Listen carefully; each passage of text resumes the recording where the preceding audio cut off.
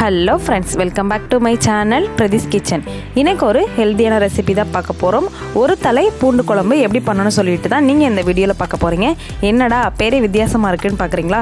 சில பேர் பார்த்தீங்கன்னா இந்த பூண்டை வந்து கேள்விப்பட்டிருந்திருப்பீங்க. சில பேர் வந்துட்டு பார்த்தீங்கன்னா இந்த பூண்டோட பெனிஃபிட்ஸ் பற்றி தெரியாமல் இருந்திருப்பீங்க. ஸோ இதெல்லாம் தான் நம்ம இந்த வீடியோவில் பார்க்க போகிறோம். பூண்டோட பெனிஃபிட்ஸை பற்றி வீடியோவில் டிப்ஸ் பண்ணி சொல்கிறேன். லாஸ்ட் வர வீடியோவை ஸ்கிப் பண்ணாமல் பாருங்கள். நீங்கள் நம்ம சேனலை ஃபஸ்ட் டைம் பார்க்குறதா இருந்தீங்கன்னா சேனலை சப்ஸ்கிரைப் பண்ணிக்கோங்க. அப்போ தான் நான் போடுற வீடியோ எல்லாமே உங்கள் நோட்டிஃபிகேஷனில் வரும்.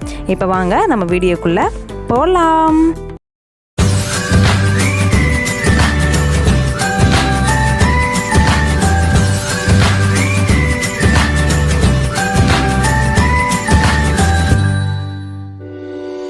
ஹாய் ஃப்ரெண்ட்ஸ், இன்றைக்கி வந்துட்டு ஒரு தலை பூண்டு குழம்பு தான் நம்ம பார்க்க போகிறோம். இதுக்கு பார்த்தீங்கன்னா நான் ஒரே ஒரு பல் பூண்டு இருக்கிற மாதிரி ஒரு 1/4 கிலோ கிட்டக்க நான் இன்றைக்கி எடுத்திருக்கேன். இப்போ பூண்டு குழம்புக்கு தேவையான வெங்காயம் தக்காளி எல்லாத்தையுமே நம்ம கட் பண்ணி ரெடியாக எடுத்து வச்சுருக்கோம். இந்த பூண்டு குழம்பு பார்த்தீங்கன்னா நம்ம எல்லாத்தையுமே வறுத்து அரைச்சி தான் சேர்க்க போகிறோம். ஸோ பார்த்தீங்கன்னா உடம்புக்கு வந்துட்டு ரொம்ப ஹெல்த்தி. வறுத்து அரைச்சி சேர்க்க போகிறோன்றதுனால சின்ன வெங்காயம் வந்துட்டு மோஸ்ட்லி எடுத்துக்கோங்க குழம்புக்கு. பூண்டுமே பார்த்திங்கன்னா நான் ஒரு 1/2 கப் அளவுக்கு நான் பூண்டு எடுத்திருக்கேன். இந்த பூண்டு பாருங்கள், குட்டி சின்ன வெங்காயம் சைஸுக்கு தான் நம்மளுக்கு இருக்கும். இந்த பூண்டில் ஒரே ஒரு பூண்டு மட்டும்தான் இருக்கும். இது வந்துட்டு சில பகுதிகளில் கிடைக்காது, ரேராக தான் இந்த பூண்டு கிடைக்கும். இந்த பூண்டை பொறுத்த வரைக்கும் இந்த பூண்டில் நிறைய மருத்துவ குணங்கள் இருக்குது. ஸோ கண்டிப்பாக இந்த பூண்டு கிடச்சிச்சின்னா ஒரு குழம்பு பண்ணி சாப்பிடுங்க. இப்போ வாங்க நம்ம குழம்பு செய்ய ஸ்டார்ட் பண்ணிடலாம். இப்போ பார்த்திங்கன்னா நான் ஒரு மண் சட்டி வச்சுருக்கேன். சட்டி நல்லா ஹீட் ஆனதும் தேவையான அளவுக்கு நல்லெண்ணெய் சேர்த்துக்கலாம். எண்ணெய் நல்லா ஹீட் ஆனதும் 1 டேபிள் ஸ்பூன் அளவுக்கு முழு மிளகு எடுத்திருக்கேன். அதை வந்துட்டு இது கூட சேர்த்துக்கலாம். மிளகு பார்த்திங்கன்னா நல்லா வறுபடட்டும்.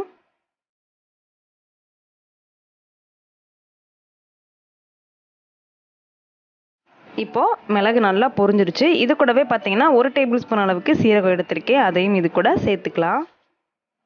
சீரகம் சேர்த்ததுக்கப்புறமா மிளகு சீரகம் சேர்த்து பொரியிற அளவுக்கு வெயிட் பண்ணலாம். இப்போது இது கூடவே ஒரு 5லேருந்து 6 பல்லு பூண்டு வந்துட்டு இப்போ சேர்த்துக்கிறேன். நம்ம வந்துட்டு மசாலா வந்துட்டு அரைச்சி சேர்க்க போகிறோம். ஸோ வந்துட்டு பூண்டு வந்துட்டு கம்மியாக சேர்த்துக்கோங்க. பூண்டு நல்லா வறுபட்டதும் ஒரு 2 வரமிளகா கிட்டக்க நம்ம இப்போ சேர்த்துக்கலாம். வரமிளகா பார்த்தீங்கன்னா நல்லா மொறுமொறுப்பானதும் இதை வந்துட்டு தனியாக நம்ம எடுத்து வச்சுக்கலாம்.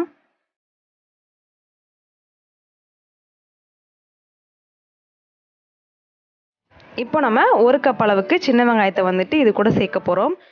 சின்ன வெங்காயம் சேர்த்து குழம்பு பண்ணிங்கன்னா குழம்பு இன்னுமே டேஸ்ட்டாக இருக்கும். அதனால் சின்ன வெங்காயம் சேர்த்துக்கோங்க. வெங்காயம் நல்லா பொன்னிறம் ஆகிற அளவுக்கு எண்ணெயிலே கொஞ்சம் நேரம் வதக்கி விட்டுக்கோங்க.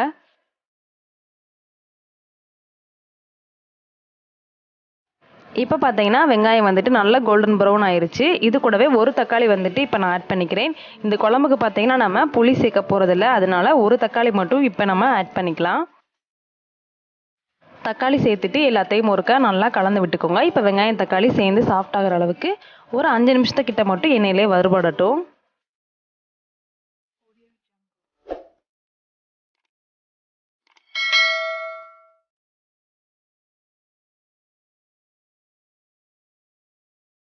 இது கூடவே ஒரு 2 தேங்காய்ச்சல் வந்துட்டு நான் கட் பண்ணி வச்சுருக்கேன். அதையும் வந்துட்டு இது கூட ஆட் பண்ணிக்கலாம். தேங்காய்ச்சல் வந்துட்டு உங்களோட ஆப்ஷனல் தான். தேவைப்பட்டுச்சுன்னா நீங்கள் சேர்த்துக்கோங்க, இல்லைன்னா அந்த இடத்த மட்டும் நீங்கள் ஸ்கிப் பண்ணிவிட்டு அதுக்கப்புறமா நீங்கள் இதை அரைச்சிக்கலாம். தேங்காய்ச்சல் சேர்த்ததுக்கப்புறமா ரொம்ப நேரம் வதக்காமல் ஒரு 5 நிமிஷம் மட்டும் வதக்கி விட்டுட்டு நம்ம தனியாக வறுத்து வச்சுருக்க வரமிளகாவையும் இது கூட ஆட் பண்ணிக்கலாம்.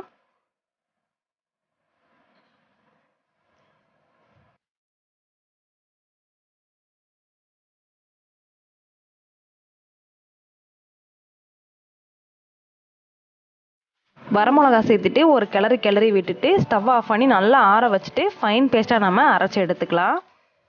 அவ்வளோதான். இப்போ வறுத்து அரைச்ச மசாலா வந்துட்டு நம்ம ரெடி பண்ணி முடிச்சிட்டோம். இப்போ பார்த்திங்கன்னா குழம்பு செய்ய ஸ்டார்ட் பண்ணிடலாம். அதே பாத்திரத்தை அடுப்பில் வச்சுருக்கேன். கொஞ்சமாக மட்டும் எண்ணெய் சேர்த்துட்டு ஒரு 1/2 கப் அளவுக்கு இன்றைக்கி நான் வந்துட்டு ஒரு தலை பூண்டு வந்து எடுத்திருக்கேன். அதை வந்துட்டு இது கூட ஆட் பண்ணிக்கலாம். ஒற்றைப்பல் பூண்டு, ஒரு பூண்டு, எப்படி வேணாலும் நம்ம வந்துட்டு இதை சொல்லலாம். இந்த பூண்டு பார்த்திங்கன்னா ரொம்ப ரேராக தான் கிடைக்கும். இந்த பூண்டு எங்கே விளையுன்னு பார்த்தீங்கன்னா இமாலய பிரதேசத்தில் வந்துட்டு அதிகமாக விளையும். காஷ்மீரி பூண்டுன்னு கூட சொல்லுவாங்க. சாதாரண பூண்டை விட 7 மடங்கு வந்துட்டு இந்த பூண்டுக்கு சக்தி அதிகமாக இருக்கும். இந்த பூண்டோட பெனிஃபிட் பார்த்தீங்கன்னா சளி இருமலுக்கு வந்துட்டு அப்படி கேட்கும். சீக்கிரமாக வந்துட்டு குணமாயிரும். சளி இருமலுக்கு வந்துட்டு கேன்சருக்கு கூட நல்லாவே ஹெல்ப் பண்ணும். இப்போ பார்த்தீங்கன்னா பூண்டு நல்லா வதங்கிருச்சு. இதை வந்துட்டு தனியாக எடுத்து வச்சுக்கலாம்.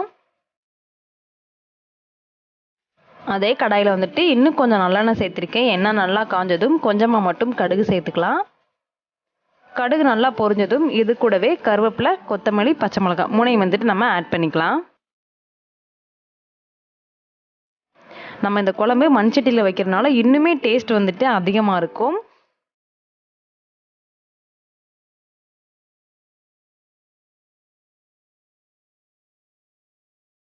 இப்போ பார்த்தீங்கன்னா கடுகு கருவேப்பிலை வந்துட்டு நல்லாவே பொரிஞ்சிருச்சு. இப்போ நம்ம கட் பண்ணி வச்சுருக்க சின்ன வெங்காயத்தை வந்துட்டு இது கூட ஆட் பண்ணிக்கலாம்.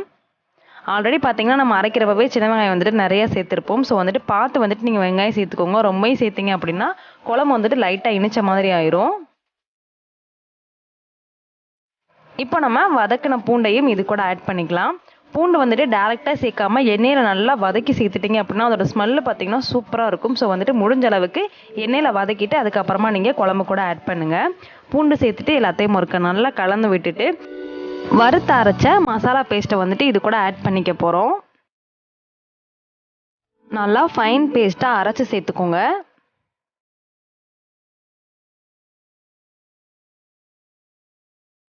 இப்போ தண்ணி எதுவும் சேர்க்காம நம்ம மிக்ஸி அலசின தண்ணியிலே வந்துட்டு பார்த்தீங்கன்னா ஒரு 5 நிமிஷம் மட்டும் குழம்பு நல்லா கொதிக்கட்டும். இப்போ பாருங்கள் குழம்பு நல்லா கொதிக்க ஆரம்பிச்சிருச்சு.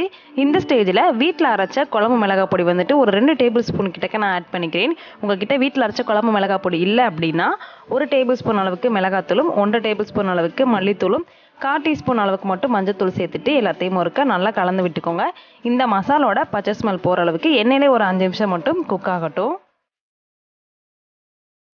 எந்த ஒரு மசாலா சேர்க்குறதா இருந்தாலுமே நம்ம எண்ணெயில் கொஞ்சம் நேரம் வதக்கிட்டு அதுக்கப்புறமா நம்ம தண்ணி சேர்த்தோம் அப்படின்னா குழம்பு பார்த்திங்கன்னா சூப்பராக இருக்கும். இப்போ லாஸ்ட்டாக பார்த்தீங்கன்னா கொஞ்சமாக மட்டும் நான் காஷ்மீரி ரெட் சில்லி பவுடர் எடுத்திருக்கேன். இது பார்த்திங்கன்னா கலருக்காக தான், காரம் வந்துட்டு கம்மியாக இருக்கும். ஆல்ரெடி பார்த்தீங்கன்னா வரமிளகா, மிளகு எல்லாம் சேர்த்தனால உங்கள் காரத்தை பொறுத்து நீங்கள் மிளகாத்தூளை வந்துட்டு அட்ஜஸ்ட் பண்ணிக்கோங்க.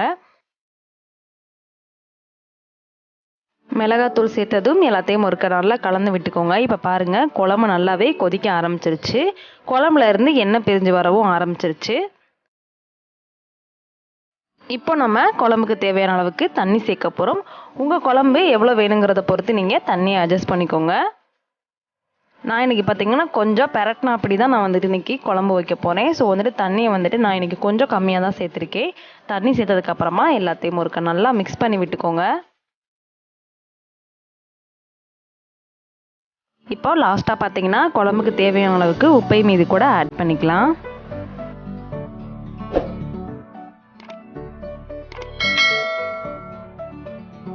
உப்பு சேர்த்துட்டு எல்லாத்தையும் ஒருக்க நல்லா கலந்து விட்டுக்கோங்க. இப்போ பார்த்தீங்கன்னா அந்த குழம்போட வாசனையும் அந்த மண்சட்டியில் இருக்கிறதோட ஸ்மெல்லும் பார்த்தீங்கன்னா அவ்வளோ சூப்பராக வந்துட்டுருக்கு. கண்டிப்பாக இந்த ஒரு பூண்டு கிடச்சா நீங்கள் உங்கள் வீட்டில் ட்ரை பண்ணி பாருங்கள். இந்த குழம்பு டெய்லியுமே இந்த பூண்டு வந்துட்டு ஒரு 3லேருந்து 4 பல்லு பூண்டை மட்டும் நம்ம காலையில் வெறும் வயிற்றில் சாப்பிட்டு வந்தோம் அப்படின்னா டைஜஷன் இருக்கிறவங்களுக்கு வந்துட்டு ரொம்பவே ஹெல்ப் பண்ணும். இந்த பூண்டில் வந்துட்டு நிறைய மருத்துவ குணங்கள் இருக்குது. ஸோ இந்த பூண்டு கிடச்சா மிஸ் பண்ணாமல் வாங்கி நீங்கள் குழம்பு பண்ணி சாப்பிடுங்க. அப்படி இல்லாட்டினா பூண்டு பால் கூட நீங்கள் போட்டு சாப்பிடுங்க. அப்படியும் இல்லாட்டினா காலைல வெறும் வயிற்றில் கூட ஒரு 3லேருந்து 4 பல்லு பூண்டு கிட்டக்க நீங்கள் சாப்பிட்டுட்டு வாங்க, நல்ல ரிசல்ட் கிடைக்கும். இப்போ பாருங்கள் குழம்பு வந்துட்டு நல்லா கொதிக்க ஆரம்பிச்சிருச்சு. இனிமேல் கொஞ்சம் குழம்பு திக்னஸாக ஆகட்டும், நம்ம வெயிட் பண்ணலாம்.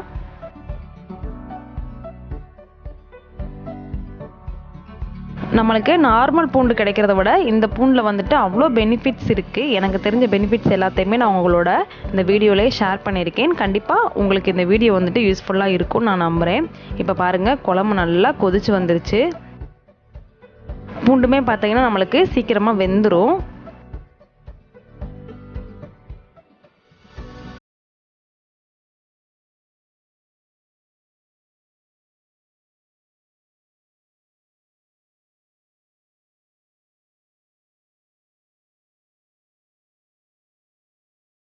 அவ்வளோதான், நம்மளுக்கு வந்துட்டு பூண்டு குழம்பு சூப்பராக ரெடி ஆயிடுச்சு. இப்போ மேலாப்பில் மட்டும் மல்லி இலை தூவிக்கலாம். வடித்த சாதத்தில் சுட சுட இந்த குழம்பை ஊற்றி நம்ம சாப்பிட்டோம் அப்படின்னா சூப்பராக இருக்கும். கண்டிப்பாக இந்த ஒரு தலை பூண்டு குழம்பு வந்துட்டு நீங்கள் உங்கள் வீட்டில் ட்ரை பண்ணி பாருங்கள். ட்ரை பண்ணி பார்த்துட்டு எப்படி இருந்துச்சுன்னு உங்கள் ஃபீட்பேக்கை மறக்காமல் என்னோடய கமெண்ட் செக்ஷனில் ஷேர் பண்ணுங்கள்.